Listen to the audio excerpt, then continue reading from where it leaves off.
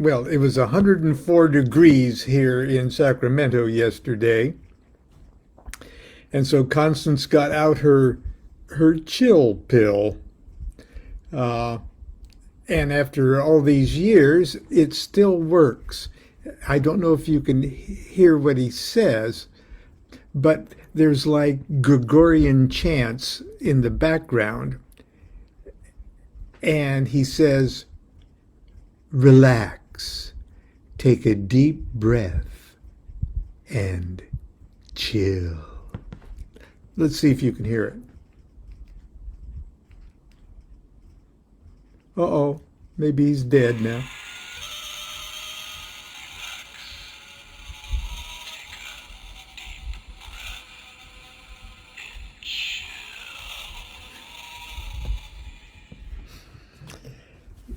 Yes, we've gone a little crazy here in Sacramento in the heat. Anyway, I want to do a couple things. Today, it's Saturday and Saturday cartoons. And of course, cartoons make me think of visual images. Here's, you could use your tarot cards as a flip cartoon of existence.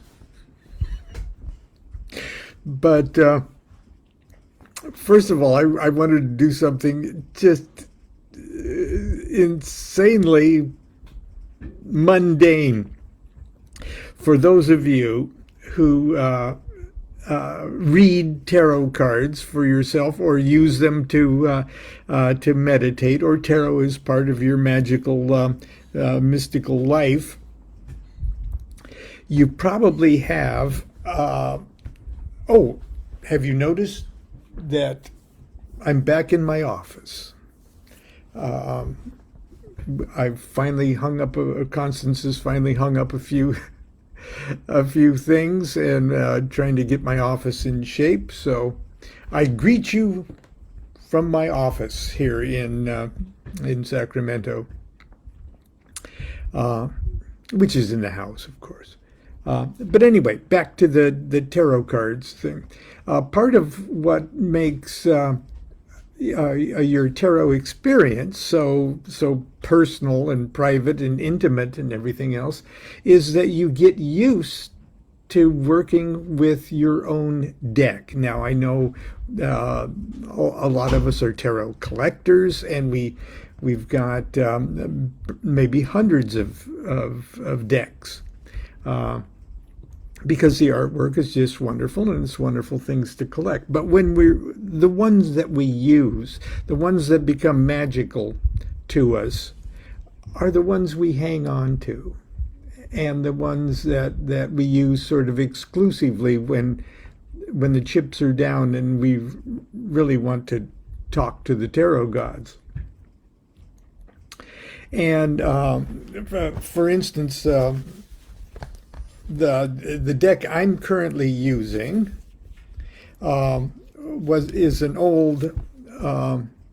Of course, I use my own deck, the deck Constance and I created, and the first edition, which came out in 1993 or something like that, was U.S. Game Systems, and that's the one that there's most of them still in circulation, because I think 20,000 of them, two runs of them.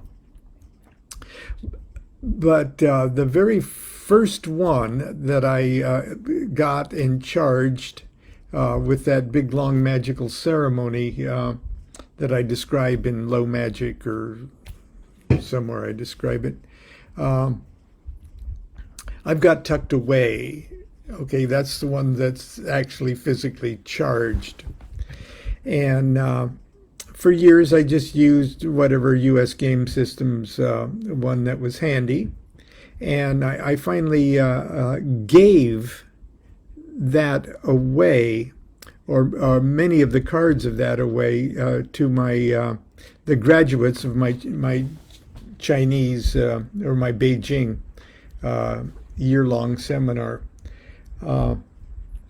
But since then, a good friend of mine, Thomas Caldwell, helped produce a very, very limited edition that he called the Babylon edition, and you can it's still, you can find it with collectors and things like that. And so I've been using that probably for the last close to 20 years. And if it's anything like your tarot deck that you use a lot, and I use my tarot deck a lot. This has gone all around the world, and I've used it for literally at least hundreds of individual tarot readings.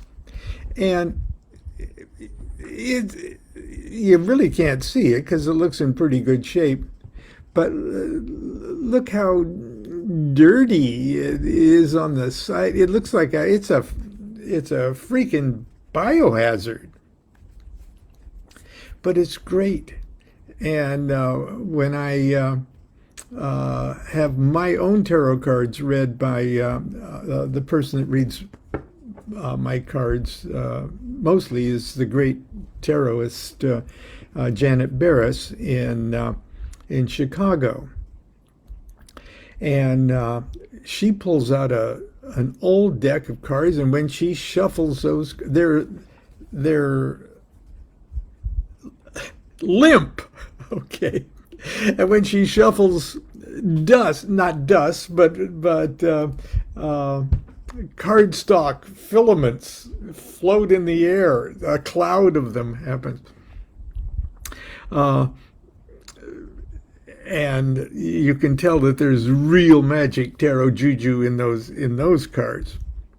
But I've used this deck exclusively, and of course your hand oil, even though I wash my hands before a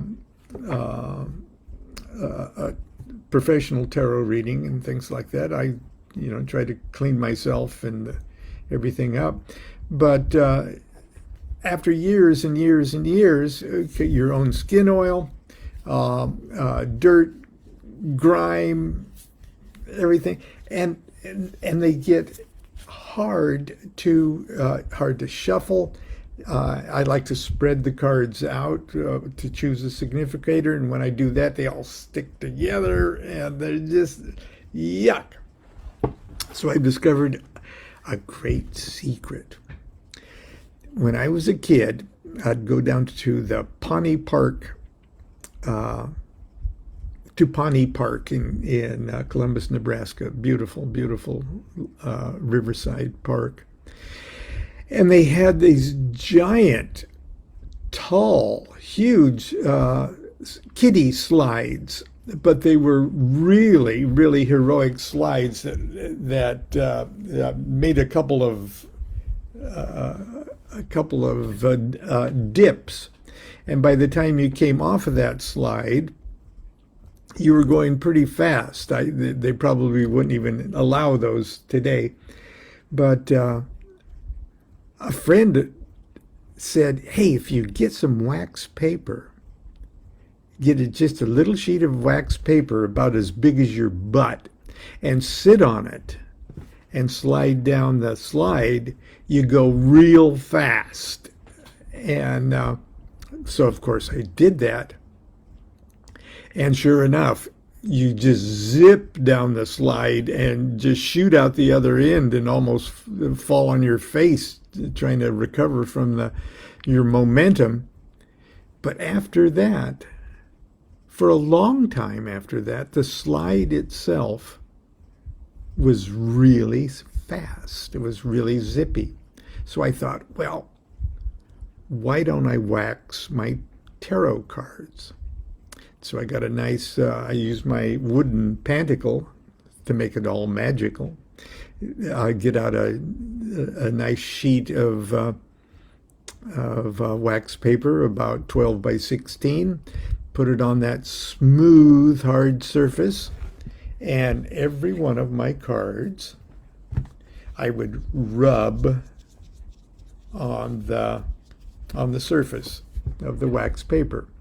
Not only that, but I rubbed it hard enough and long enough for each one and swirled it around and everything else. that it would also actually removing dust and grime and things like that off of it. And then I'd flip it over and do the back side. Okay. Now, while I was doing that, I discovered that it was really boring. So as not to waste the spiritual impact of me wasting a good hour and 20 minutes of my precious time waxing my tarot cards, I decided to chant a mantra as I did it. And the mantra, the landmark of the mantra, told me when to flip the card over and when to put it aside. So my brain could be involved in and focused on the mantra. And of course, my mantra of choice is the repetition of the name Ganesha to the tune of Pop Goes the Weasel. And so I just go, Ganesh, Ganesh, Ganesh, Ganesh, Ganesh, Ganesh, Ganesha, Ganesh, Ganesh, Ganesh, Ganesh, Ganesha, and then I'd flip the card over. Ganesh, Ganesh, Ganesh, Ganesh, Ganesh, Ganesh, Ganesha, Ganesh, Ganesh, Ganesh, Ganesh, Ganesha, and that card is all waxed up.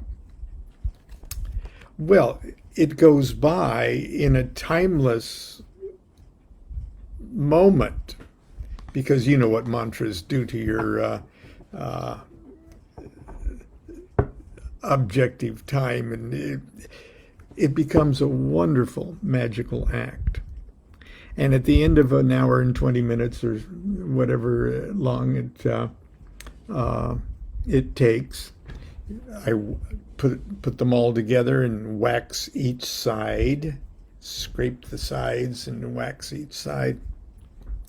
And the cards, the old cards, with all your magic juju inside, are almost like brand new. And when you spread them out, you spread them out just like a professional dealer in Vegas. You just spread them out like that, and they shuffle so nice. And so, isn't that an esoteric thing to talk about today? And that's not at all what I had planned. And what I really had planned was to continue with our theme of that we started with, getting things out of the Thoth Tarot and Crowley's Book of Thoth. And there's a section in the Book of Thoth that Crowley takes the Hebrew alphabet and has 22 little two-line poems that he calls the Atu mnemonics. And instead of using the Thoth Tarot, I wanted to show you, go through these, looking at the image of our tarot deck.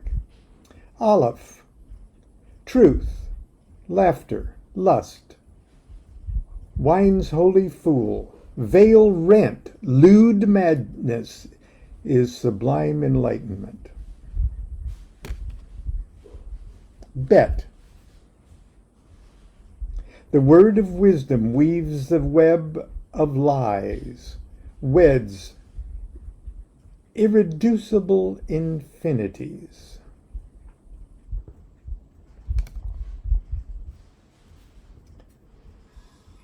Mother, moon, maiden, playmate, bride of Pan, God's angel minister to every man.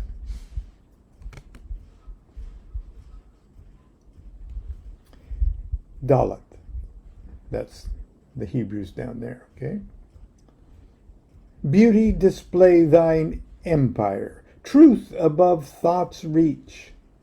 The wholeness of the world is love.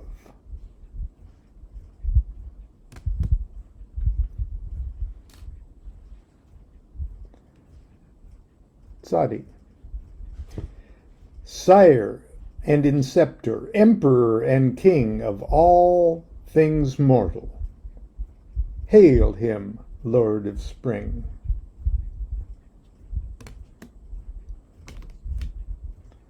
My cards are slipping because they're waxed. Vav. Wisdom to each, opportuned to his want by modes of light. Shed forth, great Hierophant.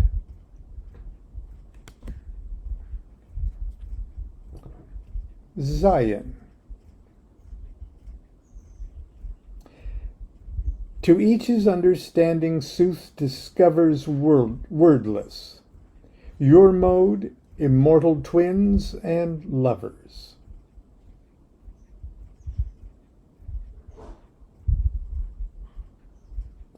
I'm going to read that again because it's really a curious combination of words.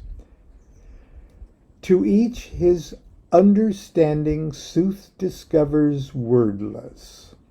Your mode, immortal twins and lovers.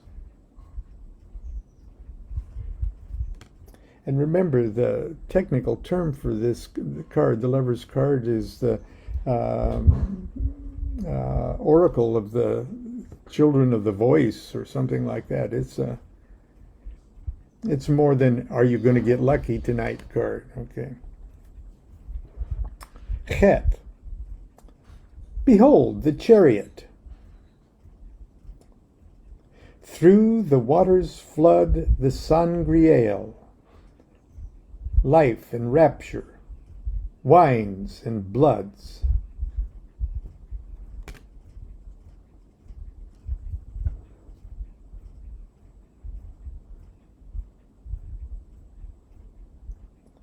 Hang on, what am I waiting? Oh, I'm going to have to do a thing like this. Hang on.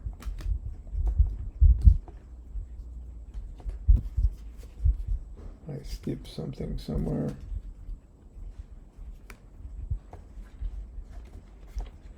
Talk amongst yourselves.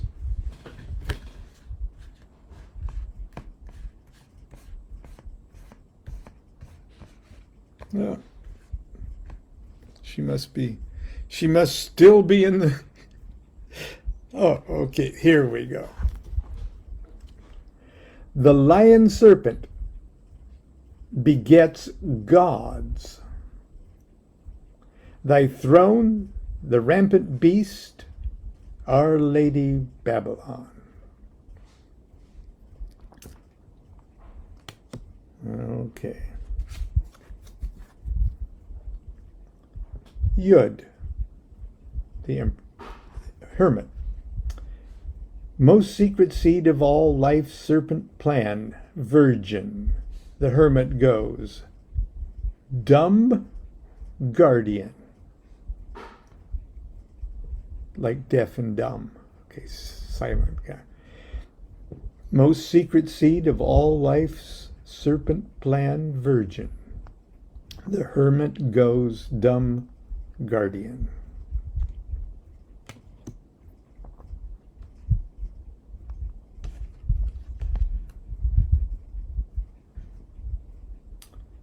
Calf. Sped by its energies triune, the wheel of fortune spins, its axles immobile, except when held by a shaking hand, an old man. Okay. Adjustment. Lamed. Rhythm writhes through every act. That's writhes through every act. Wild is the dance. Its balance is exact.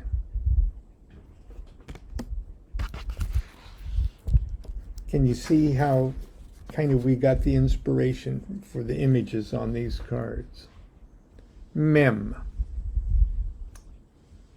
Mother deeps of ocean and God-man hangs, lamp of the abyss, Aeonian, as in Aeon.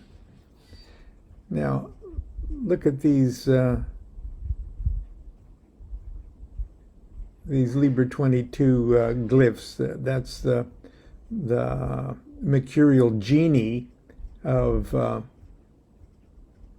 Mem. And look how it's described by this. The God-man hangs, lamp of the abyss. Okay, and there's the qliphothic image. Your guess is as good as mine on that, but when you're dealing with the Qliphoth in jail there, and it can be pretty wild. Okay, Nun,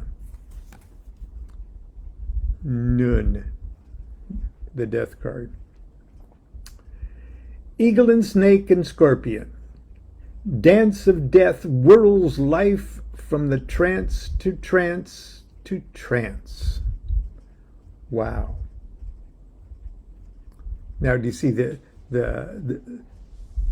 eagle isn't in here, but the eagle is the third emblem of Scorpio, and they all the three emblems of Scorpio represent three kinds of decomposition or decay that give off heat.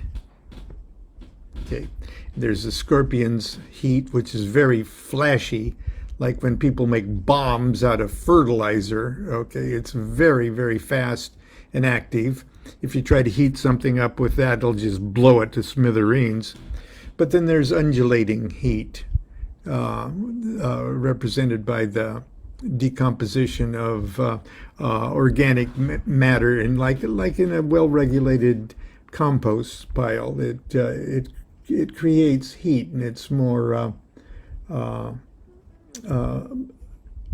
moderated, because when it gets too hot, it cools itself down, and when it gets too cool, it can be brought back up to temperature. So, and then the eagle, which is not represented here, is that really, really subtle heat given off when organic matter in an Egyptian tomb, like the wood and the cloth of objects inside the tomb over thousands of years, literally give off a subtle gas.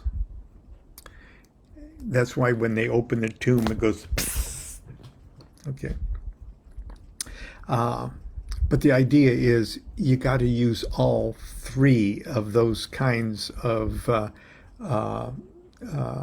heat produced by putrefaction in order to have that gentle, steady, alchemical heat that properly incubates the egg of life. Okay, if you do too much Scorpio stuff, it'll blow the egg up and fry it before it starts. If it's too undulating, it gets too hot or too cold at one end of the thing. But if you combine all three of those Scorpio elements in your alchemical heat, you have the perfect Orphic egg incubation. And here we go with what that heat is incubating. Somic. Solve, coagule, by vitriol, vitriol, by vitriol shewn the tincture, the elixir, and the stone.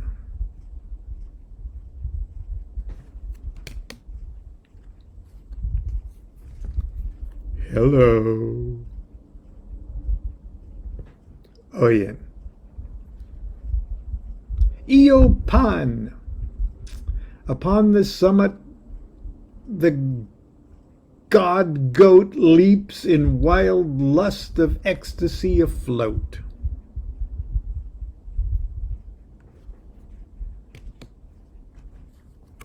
Pe, the mouth. The tower. Bellona, scream, unhood the hawk, the roar of universes crashing into war.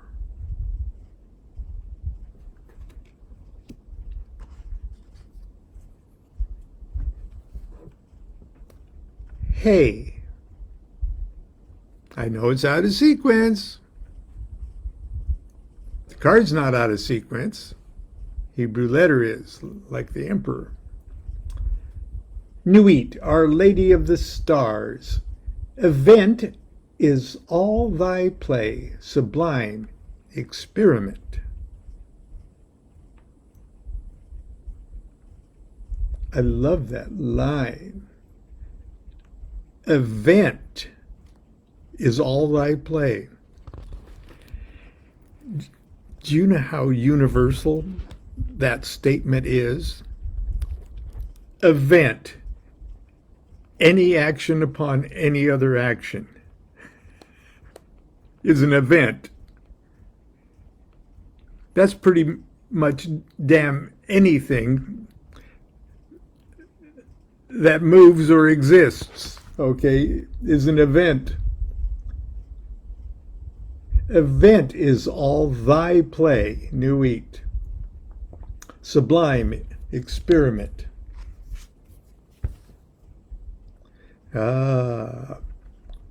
Kuf, the moon. Which moon? Upon thy bark of blood afloat the midnight beetle's brave prophetic boat, which happens to be carrying the sun. Oh, speaking of the sun, Resh, the sun, our Father, soul of life and light, love and play freely, sacred in thy sight.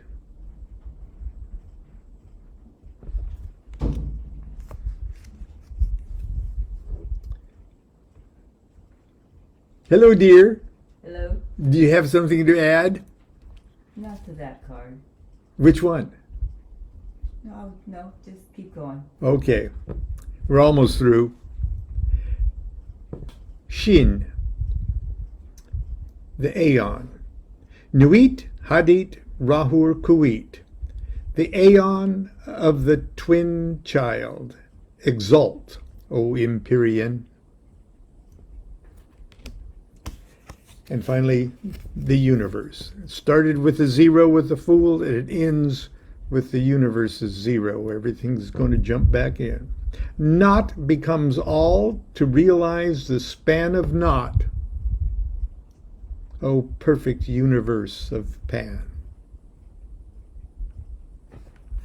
So, okay, dear, what did you want to add something about a card? Which one did you talk about? Scorpio and the destruction. Death. Oh, death. Perfect. I just heard a little bit of it. I thought you were going to pick on Scorpio. I wasn't going to pick on Scorpio. Well, I was thinking, because you talked about explosion. Yes. The first one is the sun. Hideous nuclear explosions, but the absolute source of all life. But okay. Okay. The second one is aspect is more like the compost pile. Yes, it's destruction of the rotting things, but it creates all friendly bacteria and other things that feed the plants, source of all life. Right. The third one, actually a more subtle heat yet, is when we eat those plants in our body, the digestion gives us our body heat, source of all life. That's right. So death is the source of all life. And Sorry, there you've heard that's it. how Pisces talk. You've heard it straight from the Pisces mouth. Thank you, dear. You're welcome. Now I'm going back to holding laundry. Okay, I'm sure we've gone overtime, and I haven't even got to the secret 22 secrets of the master. Hey, I'll do that tomorrow. I hope you've enjoyed today's cartoon and enjoyed looking around my office. Look at that. I've got my Ganesha stuff up. It's still messy. It's still messy, of course, and it's not all together yet, but it's coming. It's getting there. And if I would cooperate more with Constance in getting my poop together, the office will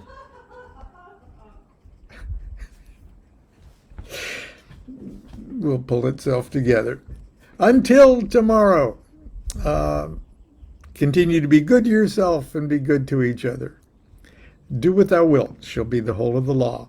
Love is the law, love under will. See you tomorrow.